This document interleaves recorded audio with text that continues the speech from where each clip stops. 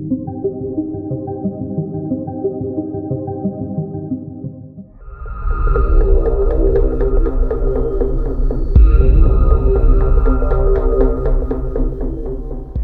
had been 2 weeks since they escaped Eastern State Penitentiary.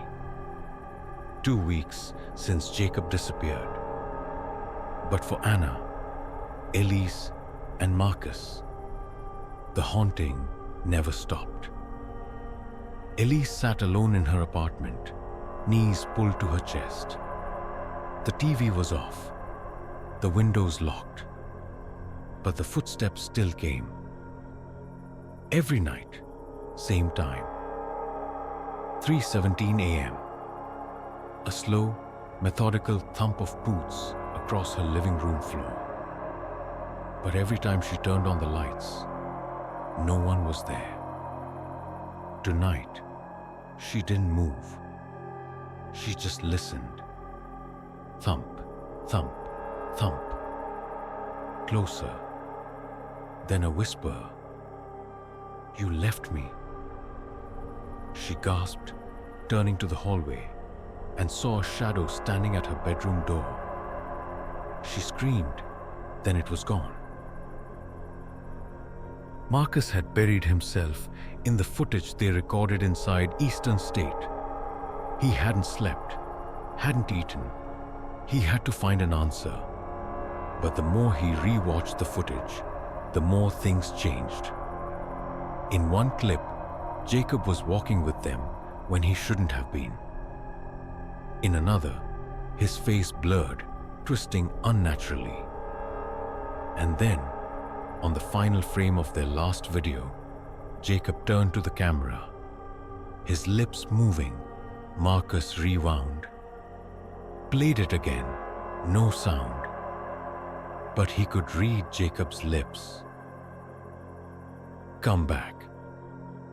A cold shiver ran through his spine. Anna woke up gasping. She had been dreaming of the prison again. Only, it wasn't a dream. It was a memory. She was back in cell 172. The whispers crawled inside her skull, and she saw Jacob chained to the walls.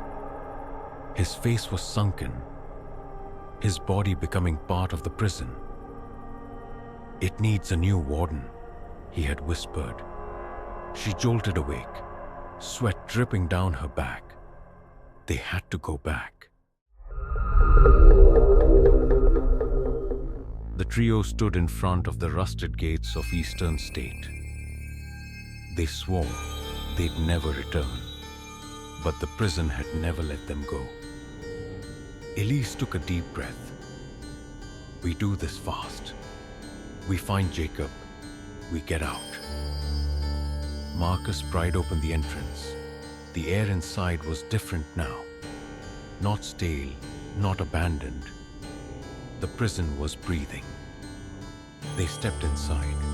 The doors slammed shut behind them. They didn't have to look for long.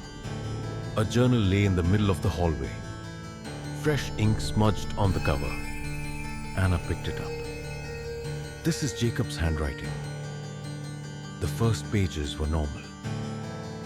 Notes about their exploration. Details about the prison's history. But then, the entries changed. "I don't know how long I've been here. The halls keep shifting.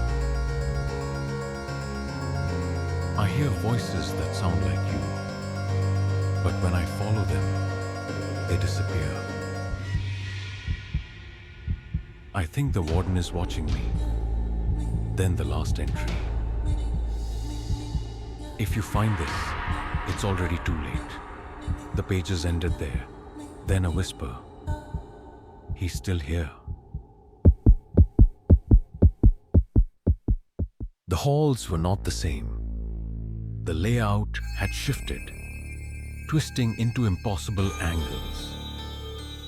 Doors led to places that shouldn't exist, and the deeper they went, the more they felt watched.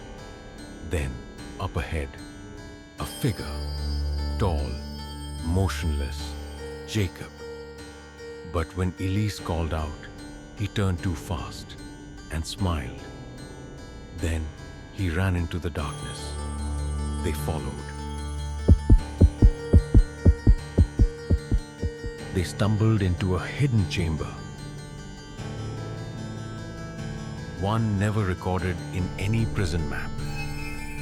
Torches flickered along the walls, illuminating an altar covered in blood.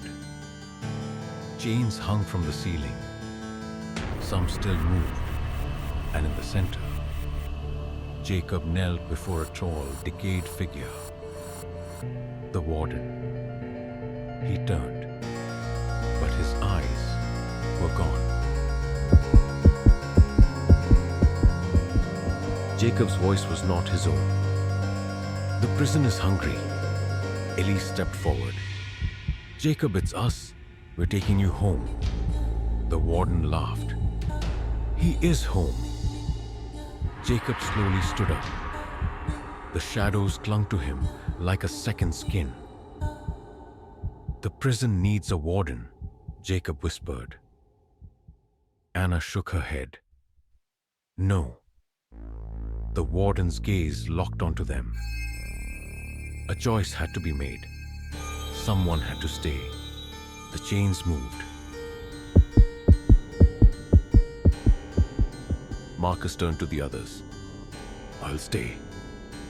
Elise's breath hitched. No. Marcus stepped forward. If one of us doesn't, it'll never let anyone leave. The warden grinned. Jacob collapsed, freed, and the chains wrapped around Marcus. The prison had its new warden. The walls rumbled. A door appeared. They ran. As Elise and Anna escaped the prison, the gates slammed shut behind them. Elise and Anna gasped for air. But Marcus was gone. And then they cried. Elise tried to move on, tried to forget. But one night, she found a letter on her doorstep. It was addressed from Eastern State. Her hands shook as she opened it. A single line. The prison is never full. And from the hallway, a whisper. Come back. Eastern State remains abandoned. But some nights, if you listen closely, you can hear footsteps in the halls and a voice, deep, knowing, waiting for the next visitor, the end.